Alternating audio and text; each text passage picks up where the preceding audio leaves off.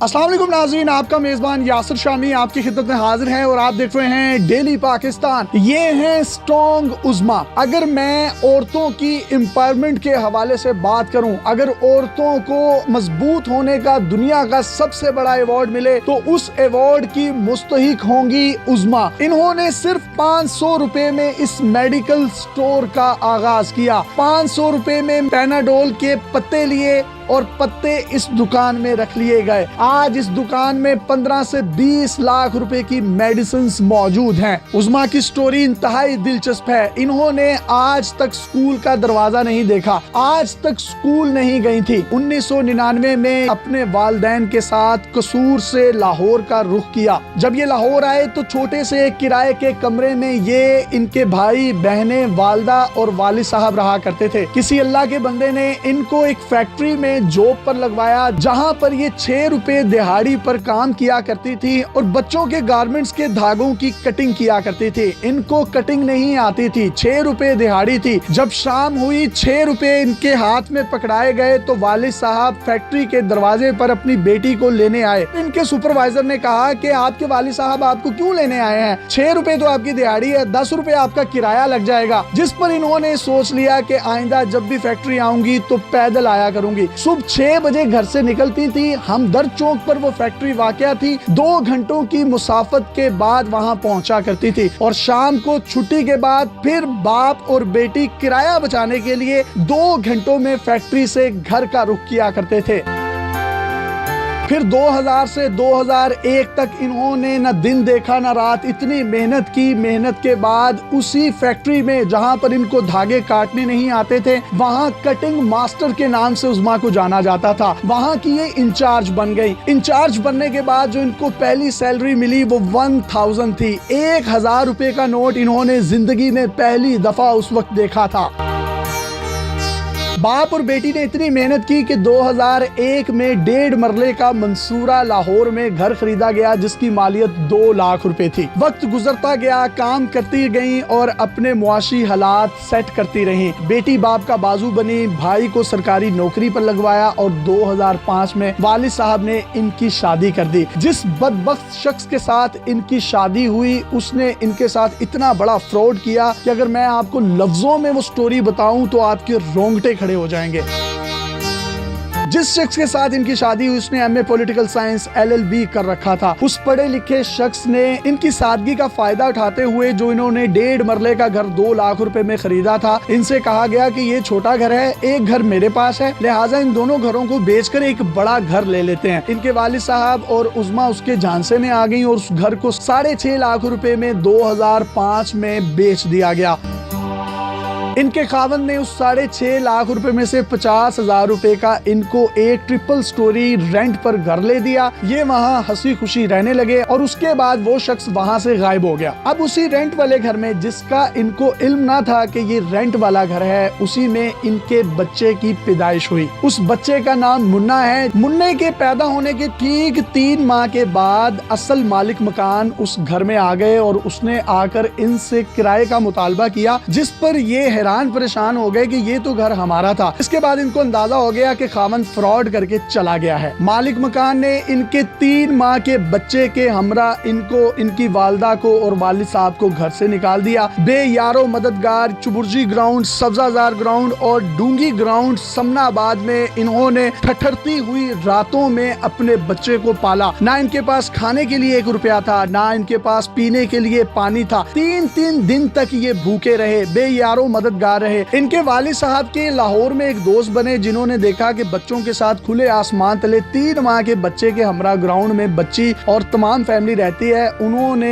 इनको अपना एक कमरा दिया, घर में राशन डालकर दिया। जब इनके खामन के मजीद फ्रॉड सामने आने लगे तो लोग बेशुमार चेक्स लेकर इनकी खिदमत में हाजिर हुए और इनसे मुतालबा करने लगे कि आपके हस्बैंड ने हमसे ये फ्रॉड्स किए हैं। आपके हस्बैंड ने एक रेंट की गाड़ी ली थी जो कि एक्सीडेंट में मुकम्मल तौर पर तबाह हो गई थी, उसके भी पैसे दिए जाएं। तमाम तर लोग इनके गिरेबानों को आकर पकड़ते थे।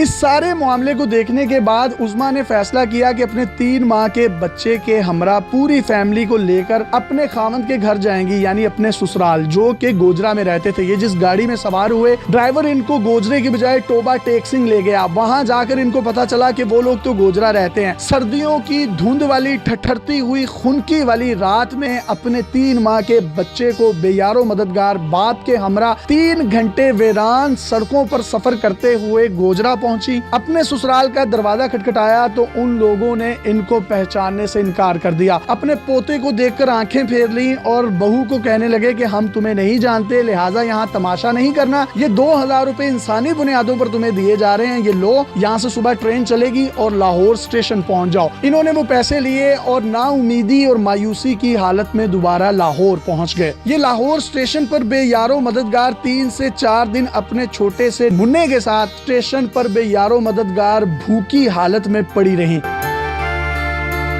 फिर इनको उसका फोन आया और वो झांसा देकर इनको फिर से घर ले गया और कहने लगा कि जिस शख्स के मैंने पैसे देने थे, मेरे पास 27,90,000 का एक पे ऑर्डर है, हम सबके पैसे वापस दे देंगे और पैसे देने के बाद हम हंसी खुशी अपनी जिंदगी बसर करेंगे। उस रात इन्होंने उस पे ऑर्डर को देखा और सारी रात अल्लाह ताला से दुआएं मांगी कि पता नहीं सुबह कब होगी, हम बैंक में जाएंगे और इसका कैश निकलवा कर तमाम लोगों का कर्जा वापस कर देंगे। लेकिन वो शख्स यहाँ पर भी फ्रॉड कर रहा था। इनके खावंद ने इनको और इनके बाप को बैंक में भेजा और वहां पर इन्होंने पे ऑर्डर बैंक मैनेजर को दिया, जिसको देखने के बाद उसको फौरी तौर पर पता चल गया कि ये फ्रॉड कर रहे हैं। उन्होंने पुलिस बुला ली। पुलिस ने इनके वालिद साहब को गिरफ्तार किया और 15 दिन इनके वालिद साहब जेल में सड़ते रहे। इसी दौरान इनका हस्बैंड इनके घर में मौजूद जो तुलाई जेवरात आखिरी रह गए थे उनको भी चोरी करके ले गया।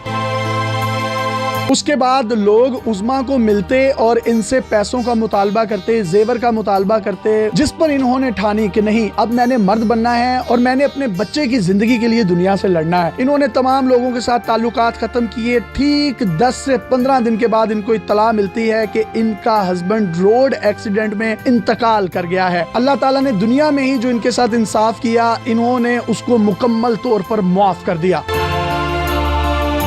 अब बच्चे की जिंदगी के लिए ये तरह तरह की जॉब्स के लिए अप्लाई करते रहे, लेकिन कोई भी शख्स इनको जॉब पर रखने के लिए आमादा ना था क्योंकि इनके पास तालीम नहीं थी। इन्होंने सोचा कि अब मुझे मैट्रिक करना चाहिए क्योंकि किसी भी जॉब को हासिल करने के लिए मैट्रिक का होना बहुत जरूरी है। 3 माह बाद मैट्रिक के एग्जाम्स थे 9th 10th के। इन्होंने अपना दाखिला भिजवा दिया और 3 माह में जिस तरीके से तैयारी की, इनको मैथमेटिक्स बिल्कुल नहीं आता था, उर्दू पढ़नी नहीं आती थी और इंग्लिश तो ऊपर से गुजर जाती थी। एक लम्हे के लिए सोचिए, जो शख्स कभी स्कूल के दरवाजे पर भी नहीं गया, वो 3 माह में मैट्रिक कैसे कर सकता था? ना घर ना छत, छोटा सा बच्चा जो मदर फीट पर है, उसके बावजूद Samanabad ground, Sabzazar ground, Chauburji ground और उससे मुलिका वो तमाम इलाके जहाँ पर नशई अपने आप को बैठ कर टीके लगाते हैं, लेकिन ये इल्म की शम्मा को रोशन किए हुए थे। इनका इरादा मजबूत था। किसी से उर्दू की किताब मांगी, किसी से इंग्लिश की किताब मांगी, किसी से मैथ की किताब मांगी। उर्दू तो समझ आ गई, इंग्लिश तो समझ आ गई, लेकिन मैथ के तमाम तर सवालात को इन्होंने रट्टा लगाया और ऐसे इनके 65 मार्क्स आउट ऑफ 100 मैथमेटिक्स में मैट्रिक में आए। मैट्रिक करने के बाद जिन लोगों के पास गई, जिन्होंने जॉब का झांसा दिया था, वो लोग कहने लगे कि हम आपको जॉब नहीं दे सकते। उसके बाद इन्होंने फिर FA किया, फिर BCom किया। BCom करने के बाद MBA university of management and technology UMT से किया। फिर इनकी दूसरी शादी हुई MBA के दौरान ही, और जिस दिन इनकी UMT में पहली क्लास थी, इनके हस्बैंड को ब्रेन हेमरेज हुआ और वो कोमे में चले गए 21 दिन के लिए। डॉक्टर्स ने इनके दूसरे हस्बैंड को भी डेड डिक्लेयर कर दिया, लेकिन इनको अल्लाह ताला पर बहुत उम्मीद थी। ये रोती रही और अल्लाह से दुआएं करती रही, साथ साथ अपने तालीम के शुगल को जारी रखा। मॉर्निंग में क्लासेस थी, लाखों रुपए में फी थी, वो इन्होंने इस मेडिकल स्टोर को चलाते हुए फी पे की। इसके साथ साथ रात 1 बजे तक दूसरे शोहर में से पैदा होने वाली बच्ची, जिसको आप अपने कैमरे की स्क्रीन पर देख सकते हैं, उसको भी मदर फीड करवाती थी और रात 3-3, 4-4 बजे तक इस मेडिकल स्टोर को खुले रखा। और MBA की 3.5 साल डिग्री के दौरान ये सिर्फ 1.5 1 घंटा 3.5 साल 24 घंटों में से सोती रही हैं। ये रियल फेस ऑफ पाकिस्तान है। आपकी स्टोरी इतनी हैरत अंगेज है, इतनी मजे की है कि अगर कोई ऑस्कर अवार्ड हो तो वो वुमेन एम्पावरमेंट का आपको मिलना चाहिए। ये कैसे हुआ सब कुछ? लोग शॉर्टकट ढूंढते हैं जो कि नहीं करने चाहिए। जिंदगी अगर आसान होती तो फिर तो सारे लोग ही ऐसे बैठ जाते। खीर पकी पकाई के ऊपर नहीं बैठना चाहिए, खीर खुद पकानी चाहिए। जब आप लाहौर आई कसूर से, आपने कभी दरवाजा नहीं देखा था स्कूल का, आपने मैट्रिक 3 माह में कैसे कर लिया? जब हमारे साथ ये सारा फ्रॉड हो गया सब, उसके बाद मैंने देखा कि मैं क्या करूं, अब कहीं नौकरी नहीं है। फिर मैंने एक स्कूल को ज्वाइन किया। वहाँ मैं सुबह सुबह सफाई करती थी अपने घर वालों से चोरी। सुबह 6 बजे मैं जाके वो सारा स्कूल धो देती थी ताकि कुछ ना कुछ मुझे यहाँ से मिले। और ये बात मैंने अपने घर वालों को भी कभी नहीं बताई। उस बदबख्त शख्स ने मुझे इसलिए भी छोड़ा था कि मैं अनपढ़ और जाहिल थी। उसके बाद मैंने कहा कि मैं पढ़ूंगी मैथ। मेरे अब्बू के एक दोस्त है, उनकी बेटी थी, उसने मुझे मैथ पढ़ाया, लेकिन मुझे मैथ समझ नहीं आया। मैंने उसे कहा बस, मैंने 15-20 दिन मैंने कहा ये मेरे पल्ले नहीं पढ़ना।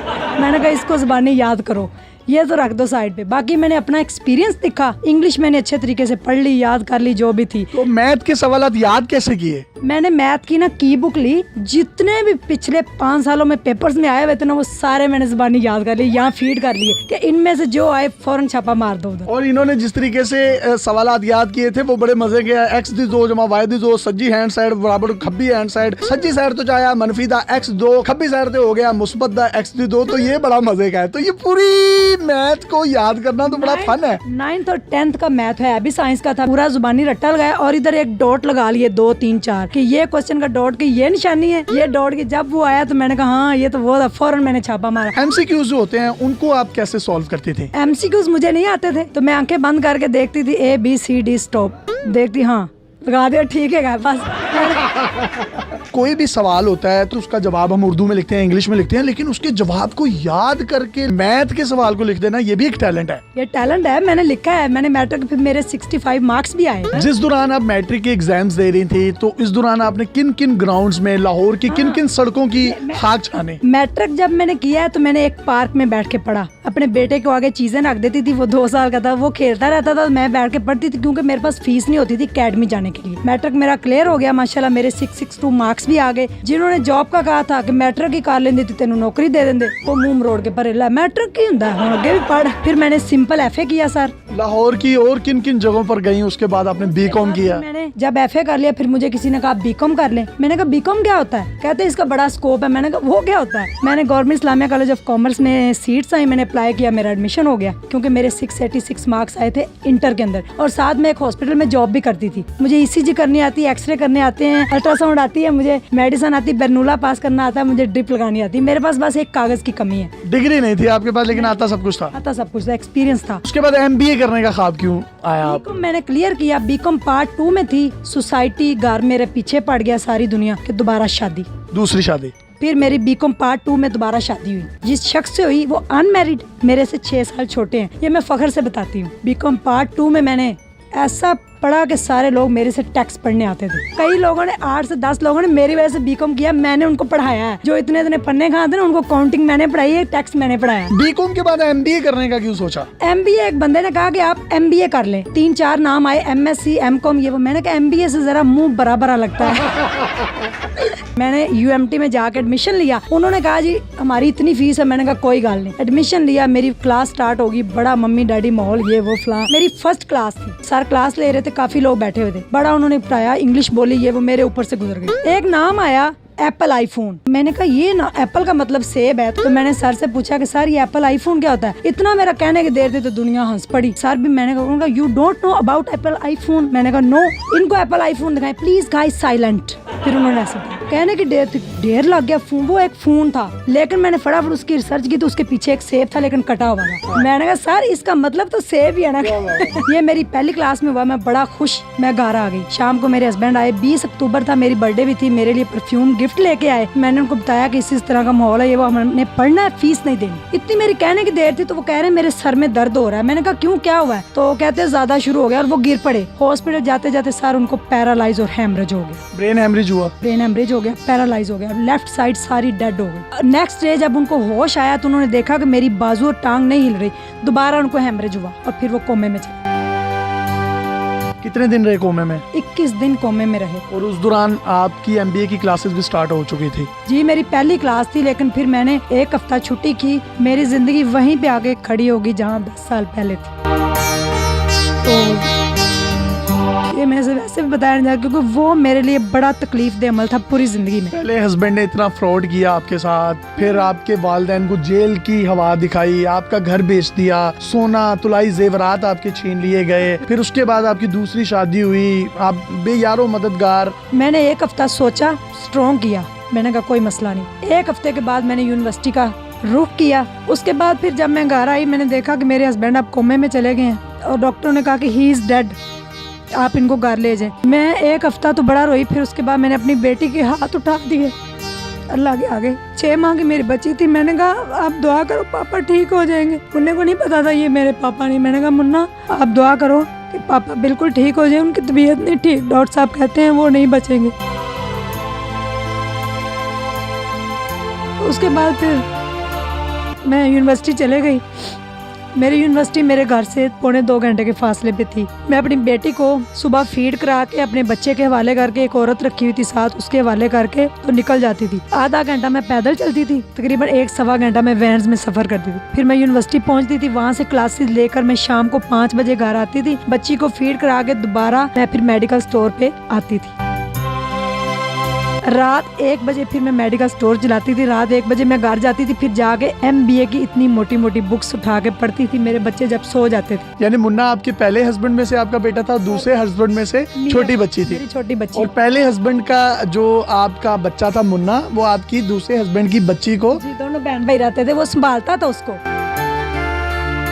तो आज मेडिकल स्टोर चला रही हैं, आज ये आपका अपना मेडिकल स्टोर है। कुछ जिंदगी से, कोई लोगों से, कोई रवैये से, कोई मुआशरे से कुछ सवाल जवाब हैं? अगर उस जैसे पढ़े लिखे इंसान इतने चीटर होते हैं तो फिर हम जैसे अनपढ़ और सादा बहुत अच्छे थे। कम से कम किसी को धोखा तो नहीं हम देते।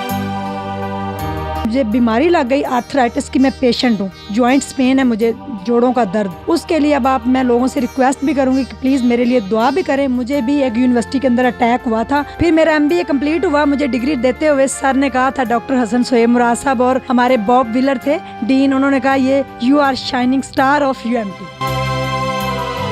जी अल्लाह गरीक रहमत करे। डॉक्टर हसन सोहेब मुराद साहब को भी मेरे टीचर थे, मेरे उस्ताद थे। मैंने उनसे जो कुछ सीखा, आज जब इन्होंने उनका नाम भी लिया तो मेरी आंखों में आंसू आ गए। ये इनकी BComs की डिग्रीज हैं, ये सर्टिफिकेट्स हैं जो कि चीख कर चिल्ला कर कह रहे हैं कि अगर इंसान का इरादा, इंसान का अज़म चट्टान की तरह बुलंद हो तो वो हिमालय के पहाड़ों से भी ज्यादा मजबूत बनकर मुआशरे के तल्ख और अजीब से रवैयों का मुकाबला बड़े अहसन तरीके से करता है। अगर आपके पास भी कोई मोटिवेशनल स्टोरी या हैरत अंगेज टैलेंट है तो आप डेली पाकिस्तान पे हमें इनबॉक्स कर सकते हैं। 500 रुपए से चलने वाला मेडिकल स्टोर एक बड़े मेडिकल स्टोर की सूरत इख्तियार कर चुका है। अगर आप में से कोई भी शख्स उज़मा स्ट्रॉन्ग की स्टोरी को डीपली जानना चाहता है, जिसको हमने बहुत ही मोटा एक्सप्लेन किया आपको, तो जनाब आप इनके YouTube चैनल पर इनकी स्टोरीज को देख सकते हैं। और इनका चैनल स्ट्रॉन्ग उज़मा के नाम से YouTube पर मौजूद है। अपने मेजबान यासिर शामी को इजाजत दीजिए और देखते रहिए डेली पाकिस्तान। अल्लाह हाफिज।